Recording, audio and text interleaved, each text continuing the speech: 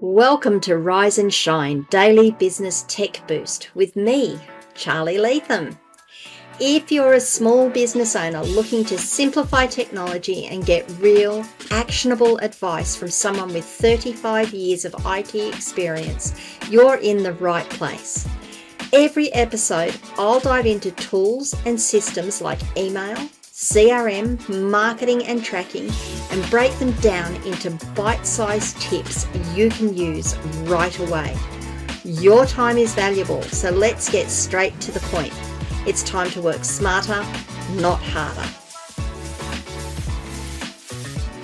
Rise and shine, it's your daily dose of business tech inspiration with me, Charly Leetham.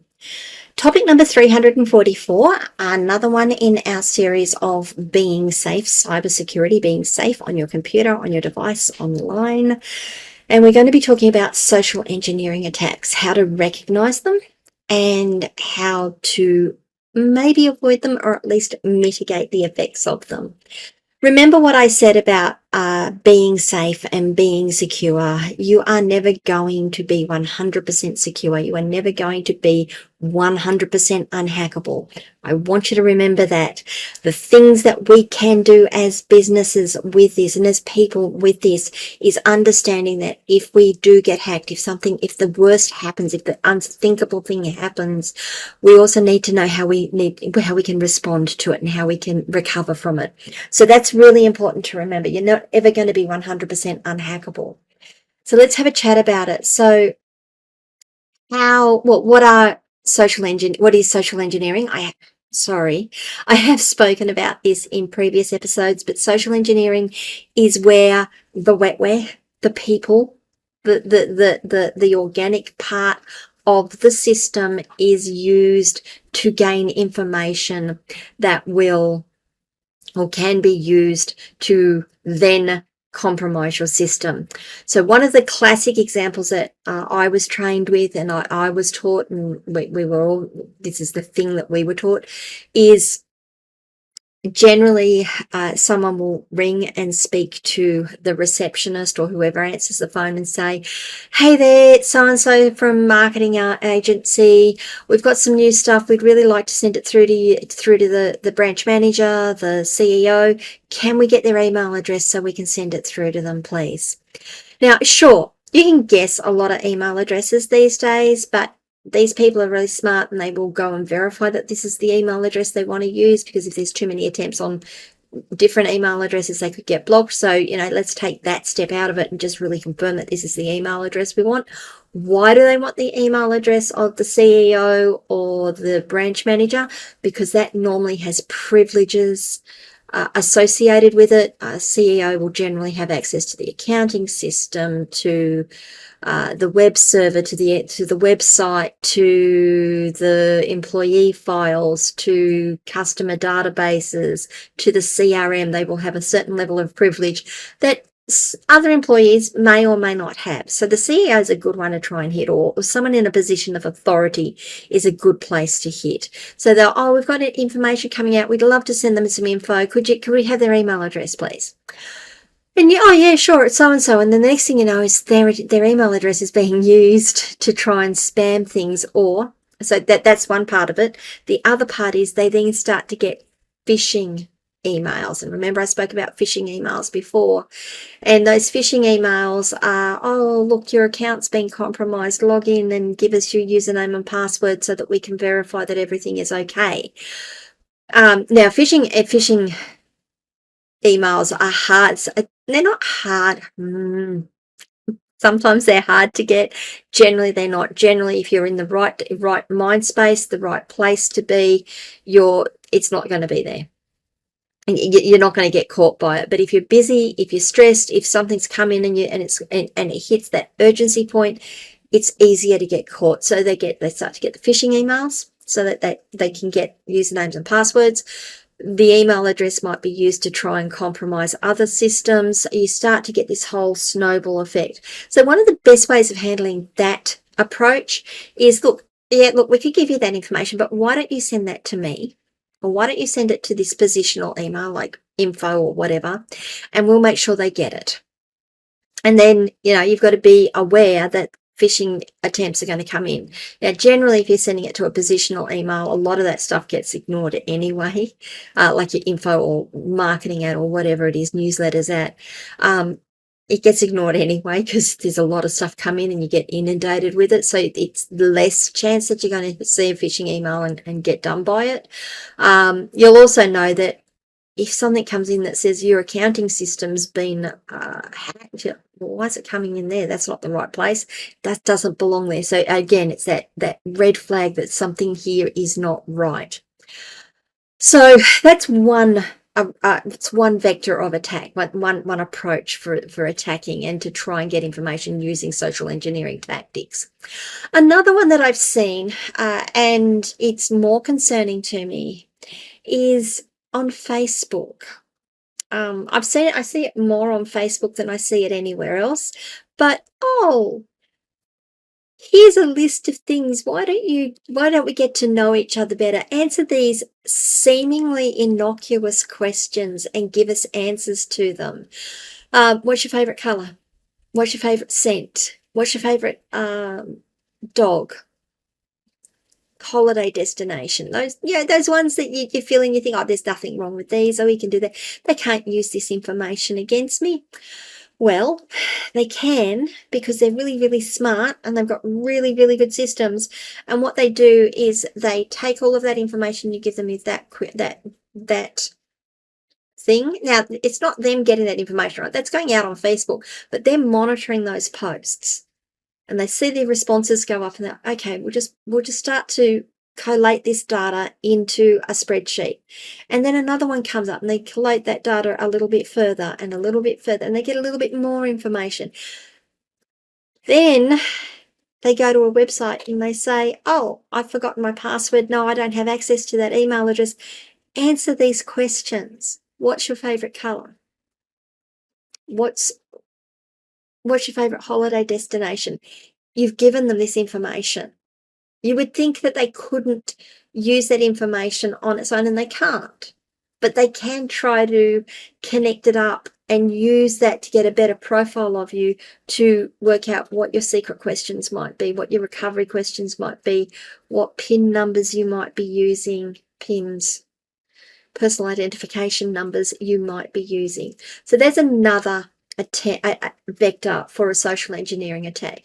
So I think the best piece of advice I could give you with social engineering is this information really necessary to go out in public? Is this something you need to be sharing with friends and friends of friends on Facebook? Yeah, I know it's nice and I know it's cute and it makes you feel good to share that information, but it can also be dangerous. So make sure, is this information that I need to give? Is this information that we need to be sharing to a wider public? We can play that game individually. We can just bring it down to a small group that no one else has access to. If someone rings and starts to ask you for personal information, and this is one of my bugbears, is when you get the phone calls, oh, hi, it's so-and-so from the bank. Hi, yep. Oh, now before we can continue, we need you to give us this information. No.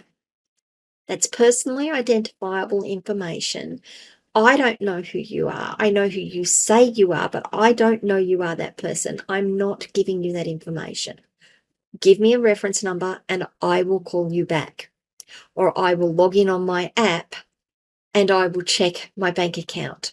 But no, I'm not giving you my personally identifiable information over the phone that you can then use to compromise my identity. It's a bugbear for me. If that happens with your banks, by the way, you are really within your rights to say, no, I'm not giving you that information. Give me a reference number and I'll call you back. No, don't give me the phone number. I will look up the phone number on your website and I will call the phone number from your website or from the app. Don't take the numbers they give you. They could be a false number as well, because they're clever like that. So you are within your right to say that and then call them back. Yes, it's a pain in the neck. It is absolutely more secure than doing it the other way around. The other thing you can do with your bank or your whoever it is that's asking you for this information is have a passphrase or a personal identification number that they can ask you for rather than your personal information, because that passphrase is generally just something that you use for that organization. So see if they've got that sort of system in place as well. I have noticed that some organizations will send you a confirmation on the app on your phone or your device. So look, we're about to send through a confirmation. Could you just click on that to say that this is you, that we have got you, and that will verify you to us, and that works perfectly well as well. So there's some things to think about with your social engineering and what to look for and how you can mitigate against it. With your team members, you need to make sure, and your staff, your team member staff, mentees, whatever it is, make sure that you have these policies written down and that they are aware of them. Make sure you have it in a policy, make sure you have it written down, and make sure it forms part of your onboarding and your training for your staff. I would also recommend redoing that training on a regular basis, not maybe once a quarter, maybe once every half a year. Just say, hey guys, we're going to come together just to remind you these are our processes and these are our policies on how we give out personal information or information that can be used to compromise the business.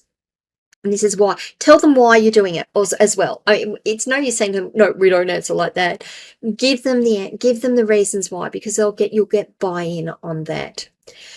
You can also test your team's awareness of it. I would do some spot checks, just have someone ring in and say, hey, can we get an email address? Or have someone send an email with the right name in it, but a different email address, and say, give us, log in here. Or can call this number and give us your customer number. Test it regularly. The other thing you might want to do and think about is having some quiz days or having quizzes that you run periodically throughout the year, and recognize the staff and the team members that are actually doing really well in it and scoring really well, and say, look, so and so got 100%. They know, they understand these processes, and here's a chocolate bar, bag of chips, something to say you've done really well, but give them some recognition. So there's three things about it: is recognizing what the attack is, understanding and understanding why these are attacks and it's important, understanding how to address those attempts when they occur, and training and testing, making sure that your staff and your people are well aware of that when it all goes down. What do you guys think? I know you're probably sitting there going, but we like filling in those little questionnaires on Facebook and all the rest of it. But what do you guys think? Am I overreacting? Am I underreacting? Have you noticed that once you've filled in a form somewhere or you've answered something on Facebook somewhere, you start to get an influx of phishing emails maybe? Let me know. I'd love to hear from you. Leave comments wherever you are watching or listening to this video. You can send me a DM through any of our social media channels. You can come across and join me at my locals community, askcharlyleetham.locals.com. If you can remember to like this video, I really would appreciate it. And if you haven't already subscribe to the channel and potentially ring that notification bell. I don't just do these videos. I know I do these videos every day. Every so often, though, I have other videos that go out, and podcast episodes, I guess, go out that have other information in them. And you should be able to find out when I drop those as well. Until then, stay safe, guys, and I will see you tomorrow where we're going to talk about multi-factor authentication. Bye. Hey there, thanks so much for tuning in to Rise and Shine, your daily business tech boost. I hope today's episode gave you some actionable insights that will make your business tech work smarter for you. If you found value, be sure to subscribe, leave a review, and share it with other small business owners who could use a daily boost. For more tips, tools, and resources, visit www.askcharlyleetham.com. Until next time, keep rising, keep shining, and let's make tech simple together.